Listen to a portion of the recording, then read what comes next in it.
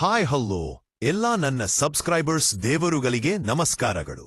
ವಾರದ ಕಥೆ ಕಿಚ್ಚನ ಜೊತೆ ಎಪಿಸೋಡಿನಲ್ಲಿ ಕಿಚ್ಚ ಫುಲ್ ಗರಂ ಆಗಿದ್ದಾರೆ.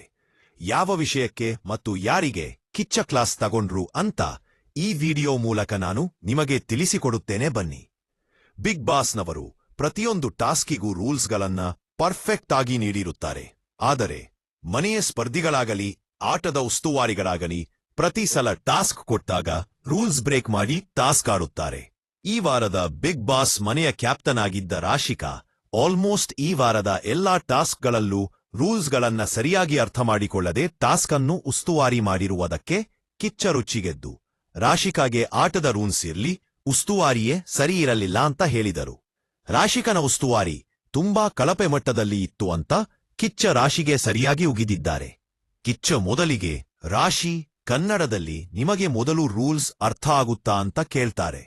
ಅದಕ್ಕೆ ರಾಶಿಕಿಲ್ಲ ಸರ್, ತುಂಬಾ ಜನ ಮಾತಾಡ್ತಾ ಇದ್ರು ಮತ್ತು ನಮ್ಗೆ ಸ್ವಲ್ಪ ಕನ್ಫ್ಯೂಸ್ ಆಗಿತ್ತು ಅಂತ ಹೇಳ್ತಾರೆ. ಅದಕ್ಕೆ ಕಿಚ್ಚ ಇಲ್ಲಮ್ಮ, ಯಾರೂ ಕೂಡ ಮಾತಾಡ್ತಾ ಇರಲಿಲ್ಲ. ನಿಮ್ಮ ಉಸ್ತುವಾರಿ ತುಂಬಾ ಕಳಪೆಯಾಗಿತ್ತು. ಇದರಿಂದ ಅನೇಕ ಸ್ಪರ್ಧಿಗಳು ಲಾಭ ಪಡೆದರು. ಅದು ನಿಮಗೆ ಗೊತ್ತೇ ಆಗ್ಲಿಲ್ಲ ಅಂತ ರಾಶಿಗೆ ಕಿಚ್ಚ ಈ ವಾರ ಕ್ಲಾಸ್ ತಗೊಂಡ್ರು. ಅಷ್ಟೇ ಅಲ್ಲದೆ ಇನ್ನೊಬ್ಬ ಸ್ಪರ್ಧಿ ಈ ವಾರದಲ್ಲಿ ತುಂಬಾ ಕೆಟ್ಟದಾಗಿ ಆಡಿರುವ ಸ್ಪರ್ಧಿ ಅಂದ್ರೆ ಅದು ಚೈತ್ರ ಕುಂದಾಪುರ.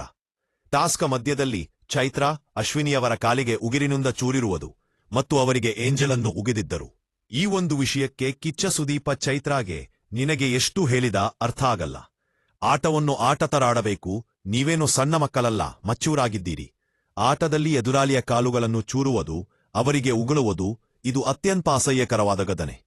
ಟಾಸ್ಕ್ ಆಡುವಾಗ ಬಾಯಿಗೆ ಬಂದ ಹಾಗೆ ಕಿರುಚಾಡುವುದು ಮತ್ತೆ ದೇವರ ಹತ್ತಿರ ಹೋಗಿ ಒಳ್ಳೆಯವರ ರೀತಿಯಲ್ಲಿ ನಟಿಸುವುದು ಎಷ್ಟು ಸರಿ ಅಂತ ಚೈತ್ರಾಗೆ ಕಿಚ್ಚ ಕೇಳ್ತಾರೆ. ಕಿಚ್ಚ, ಇವತ್ತಿನ ಎಪಿಸೋಡಿನಲ್ಲಿ ಚೈತ್ರ ಮತ್ತು ರಾಶಿಕಾಗೆ ಬೆಂಡೆತ್ತಿರುವುದು ನಿಮಗೆ ಎಷ್ಟು ಖುಷಿ ಇದೆ? ದಯವಿಟ್ಟು ಕಮೆಂಟ್ ಮಾಡಿ ತಿಳಿಸಿ. ಮತ್ತೆ ಮುಂದಿನ ವಿಡಿಯೋದಲ್ಲಿ ಸಿಗೋಣ. ಧನ್ಯವಾದಗಳು.